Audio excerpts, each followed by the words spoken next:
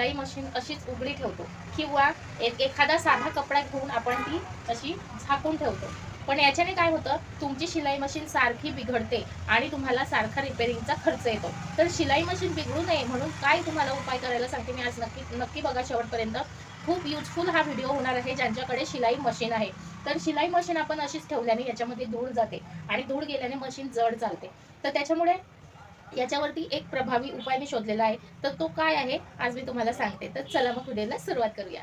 नमस्कार मैत्रिणींनो, स्वागत आहे तुमचं आपल्या चॅनलवरती ज्याचं नाव आहे मराठी ब्लॉगर प्राजक्ता. जय श्रीराम. तर आज मी तुम्हाला सांगणार आहे शिलाई मशीन आपली खराब होऊ नये किंवा त्याच्यामध्ये धूळ वगैरे जाऊ नये आणि आपली शिलाई मशीन व्यवस्थित चालावी, तुमचा खर्च कमी व्हावा, यासाठी एक उत्तम उपाय आहे. तर तो जर तुम्ही यूज केला तर तुमची मशीन लवकर खराब होणार नाही किंवा ती जड चालणार नाही, त्याच्यामध्ये धूळ जाणार नाही. असे बरेच जे प्रॉब्लेम असतात आपल्या मशीनचे ते तुमच्यासोबत होणार नाही आणि तुमची जुनी मशीनसुद्धा नवीनप्रमाणे खूप छान चालेल.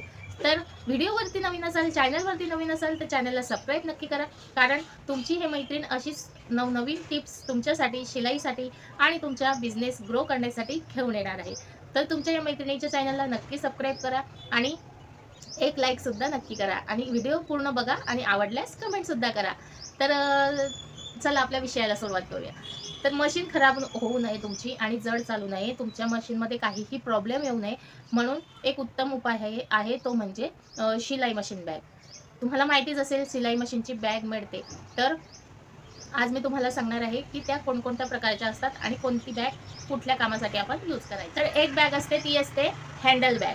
हँडल बॅगमध्ये तुम्ही जी मशीनची बॅग असते तिला हँडल असतात आणि ती तुम्ही कुठेही जाण्या येण्यासाठी यूज करू शकता. म्हणजे तुमची मशीन जर खराब झालेली असेल तर तुम्ही त्यामध्ये कॅरी करू शकता किंवा कुठे गावाला जायचं असेल, तुम्हाला मशीन घेऊन जायचं असेल, त्याच्यातसुद्धा तुम्ही तिला कॅरी करून नेऊ शकता आणि त्याचे हँडल खूप मजबूत असतात. त्याच्यामुळे त्याला काहीही होत नाही आणि मशीनची जी बॅग आहे ती घेताना नेहमी चेक करायचं की त्याच्यामध्ये फॉर्म आहे की नाही, ज्याच्यामुळे जे किंवा बॅगेचे धागे दोरे जे काही असतील ते आपल्या मशीनमध्ये अडकणार नाही. दुसरी गोष्ट आहे, जी मशीनमध्ये धूळ वगैरे जाते त्याच्यामुळे तुमची मशीन खूप खराब होते. धुळीमुळेच आपली मशीन खराब होते. प्रत्येक वेळी जेव्हा आपण मशीन उघडी ठेवतो तेव्हा त्याच्यामध्ये खूप जास्त धूळ जाते आणि तिला गंज लागतो. तर ही बॅग वापरल्यामुळे तुमच्या मशीनला गंजसुद्धा लागणार नाही आणि तुमची मशीन खराब होणार नाही. खाली बॉबिनमध्ये सुद्धा खूप धूळ जाते जर तिला कव्हर वगैरे काहीही नसेल तर. त्याच्यामुळे तुम्ही कव्हर नक्की यूज करा. तुम्ही घरीसुद्धा स्टिच करू शकता मशीनचं कव्हर आणि विकतसुद्धा मिळून जातात तुम्हाला. ज्या वेबसाईट आहेत किंवा ॲप्स आहेत त्याच्यावरती फ्लिपकार्ट, ॲमेझॉन, मिशोवरती सहज तुम्हाला मिळून जाईल. तर दुसरं जे आहे ते आहे कव्हर. कव्हर कसं असतं, तुम्हाला जर स्टिच करायचं असेल घरी तर तुम्ही त्याला बाहेरून जेवढे पाहिजे तेवढे पॉकेट लावू शकता आणि त्या पॉकेटमध्ये तुम्ही तुमची कैची, दोरे किंवा टेप वगैरे सगळं काही एकाच याच्यामध्ये ठेवू शकता आणि तुम्हाला शोधाशोध करायची पण गरज पडत नाही. तर खूप जास्त फायदा आहे मशीनच्या कव्हरचा. त्याच्यात धूळसुद्धा जाणार नाही, तुमची मशीनसुद्धा खराब होणार नाही आणि तुमचे जे शिलाई कामाचे जे प्रोडक्ट आहे ते तुम्हाला एकाच जागी मिळून जातील.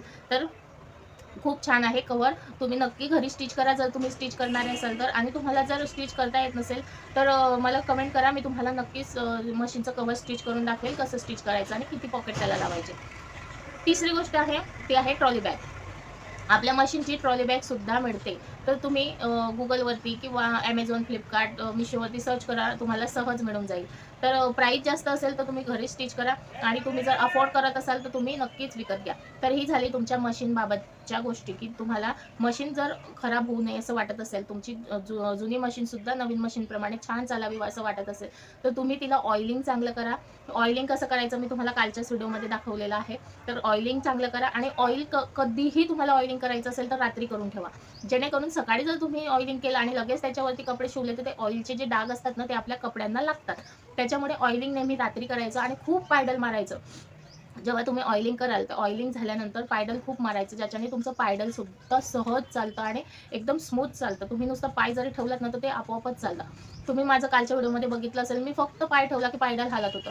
तर काहींची मशीन इतकी जड जाते, इतकी डोकंदुखी होऊन जाते जेव्हा आपण कपडे शिवतो आणि मशीन जड जाते तेव्हा अगदी असं वाटतं की उठून जावं या मशीनवरून.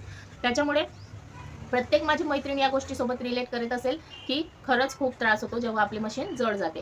तर या सगळ्या गोष्टी तुम्हाला लक्षात ठेवायच्या आहे जर तुमच्याकडे मशीन असेल तर ह्या सगळ्या गोष्टी लक्षात घेतल्यानंतर तुम्हाला तुमच्या मशीनची सर्वात जास्त काळजी घ्यायची आहे, कारण आपला सगळा व्यवसाय जो असतो तो मशीनवरतीच असतो आणि मशीनने आपल्याला दगा दिला तर मग बघायलाच नको.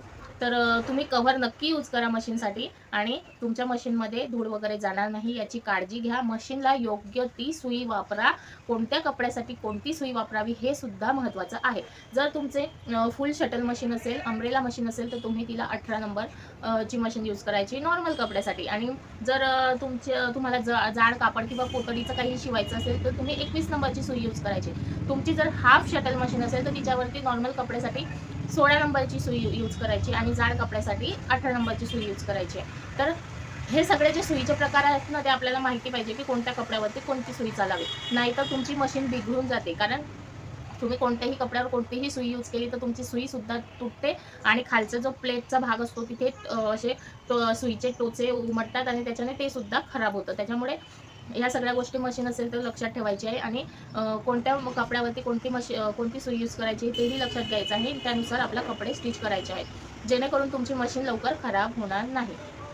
आणि दुसरी गोष्ट म्हणजे मशीनला दरवर्षी काय म्हणतात सर्व्हिसिंगला न्यायची. जशी गाडी सर्व्हिस करतो तसं मशीनला सुद्धा दरवर्षी एका वर्षात एकदाच सर्व्हिसिंग करून आणायची, म्हणजे ती एकदम उत्तम प्रकारे चालते. आणि त्याच्यामध्ये काही पार्ट वगैरे खराब झाला असेल तो सुद्धा चेंज करून घ्यायचा, म्हणजे वर्षभर तुमच्या डोक्याला ताण येत नाही मशीनच्या बाबतीत. आणि ह्या सगळ्या गोष्टी जर तुम्ही घरी फॉलो केला तर तुमची मशीन सुद्धा खराब होणार नाही आणि सारखं रिपेरिंगला सुद्धा जायची गरज पडणार नाही. तुम्ही जर पोतडी टाकून मशीनवरती बॅग वगैरे स्टिच करत असाल तर मशीन जास्त प्रॉब्लेम देते, त्याच्यामुळे जास्त काळजी घ्यायची असते. जर तुम्ही नॉर्मल तुमचे ड्रेस किंवा ब्लाऊज वगैरे स्टिच करत असाल तर त्याला एवढा प्रॉब्लेम येत नाही, परंतु जर तुम्ही पोतळी टाकून काही स्टिच करत असाल तर त्याला प्रॉब्लेम येतो. त्याच्यामुळे ही जरा जास्त काळजी घ्यावी लागते मशीनची, जेणेकरून ती खराब होणार नाही. तर या सगळ्या गोष्टी तुम्हाला लक्षात ठेवायच्या आहेत. आणि हो, तुम्हाला जर साडी वगैरे ऑर्डर करायची असेल तर तुम्ही मला कमेंट करा. मी तुम्हाला माझ्या व्हॉट्सअप ग्रुपमध्ये घेईल आणि त्याच्यामध्ये मी रोज साड्यांचे फोटो वगैरे टाकते. एकदम रिजनेबल प्राईसमध्ये, होलसेल प्राईसमध्ये तुम्हाला ज्या ट्रॅडिशनल साड्या आहेत किंवा ज्या आता सध्या ट्रेंडिंगला साड्या आहेत त्या साड्या तुम्हाला त्या ग्रुपमध्ये मिळून जातील आणि ऑर्डर प्लेस केल्यानंतर 8-10 दिवसात तुमच्यापर्यंत ती पोहोचून जाईल. तर नक्कीच ऑर्डर करा जर तुम्हाला साडी घ्यायची असेल तर. जशी राजलक्ष्मी पैठणी आहे, आरी वर्कची पैठणी आहे, रंगोली साडी आहे, बऱ्याच प्रकारच्या साड्या अवेलेबल आहेत. जर तुम्हाला हव्या असतील तर तुम्ही मला कमेंट करा. मी तुम्हाला ग्रुप म्हणून कमेंट करा, मी तुम्हाला माझ्या व्हॉट्सअप ग्रुपमध्ये सामील करून घेईल आणि त्याच्यामध्ये रोज साड्यांचे फोटोज वगैरे येतात. तुम्हाला जी साडी आवडेल ती तुम्ही ऑर्डर करू शकता आणि तुमची ऑर्डर प्लेस केल्यानंतर 8-10 दिवसात तुमच्यापर्यंत पोहोचून जाईल आणि खूप छान क्वालिटीच्या साड्याच तुमच्यापर्यंत येतील. लो क्वालिटी मिळत नाही.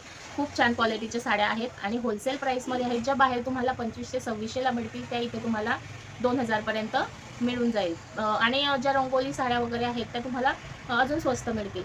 तर ज्या ट्रेंडिंगमध्ये साड्या आहेत त्या तुम्हाला माझ्या ग्रुपमध्ये मिळून जातील. तुम्ही लवकरात लवकर बुक करा तुमची साडी आणि ऑर्डर करा. तर कसा वाटला आजचा व्हिडिओ कमेंटमध्ये नक्की सांगा आणि तुमच्या मशीनसाठी युजफुल काही तुम्हाला व्हिडिओज हवे असतील तर कमेंट नक्की करा. तुम्हाला कोणत्या विषयावरती व्हिडिओ हवा आहे तो मी नक्कीच बनवेन तुमच्यासाठी, कारण माझ्या मैत्रिणींसाठीच मी हे सगळे व्हिडिओ बनवत आहे, कारण त्यांना मशीनमध्ये खूप जास्त प्रॉब्लेम येतात, त्याच्यासाठीच मी व्हिडिओ बनवत आहे. तर नक्कीच तुम्ही यूज करा तुमच्या मशीनसाठी ह्या सगळ्या बॅग्स किंवा मशीनची कव्हर बॅग्स वगैरे, म्हणजे जेणेकरून तुमची मशीन लवकर खराब होणार नाही. तिला ऑइलिंग चांगलं करा.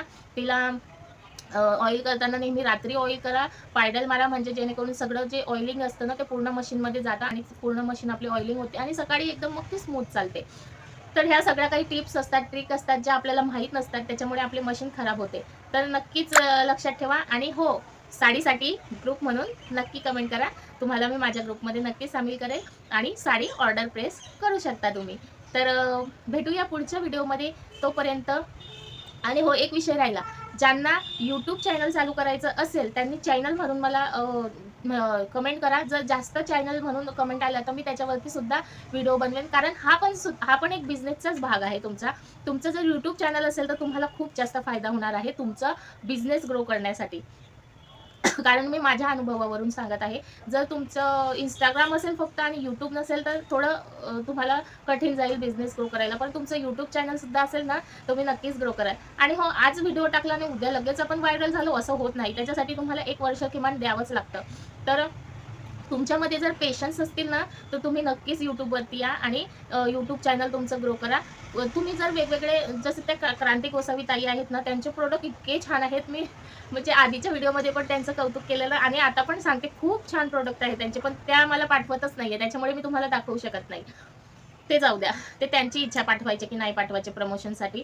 परंतु खूप छान प्रोडक्ट आहेत आणि तसे प्रोडक्ट जर तुम्ही बनवत असाल, तर त्या प्रोडक्ट बनवण्याचे जे व्हिडिओ असतात, जे प्रोडक्ट बनवण्याची जी प्रोसेस असते, ती सुद्धा जर तुम्ही त्याचे व्हिडिओसुद्धा YouTubeवरती टाकले, तर लगेच व्हायरल होतील. कारण खूप जास्त त्यांची प्रोडक्टचे व्हिडिओ फोटोज आहेत. तर मला खूप आवडले आहेत ते पर्सनली. तर तुम्ही जर असं काहीतरी क्रिएटिव्ह करणारे असाल ना, तर नक्कीच YouTube चॅनल ओपन करा. तुमचं YouTube चॅनल नक्की ग्रो होणार आहे. तर जर ओपन करायचं असेल कोणाला YouTube चॅनल, तर चॅनल म्हणून कमेंट करा. मी त्याच्यावरती एक खूप छान डिटेलमध्ये व्हिडिओ बनवेन तुमच्यासाठी, की कसं काय करायचं आणि व्हिडिओज आपले व्हायरल होतील म्हणून काय करायचं. तर चला भेटूया पुढच्या व्हिडिओमध्ये. तोपर्यंत जय श्रीराम.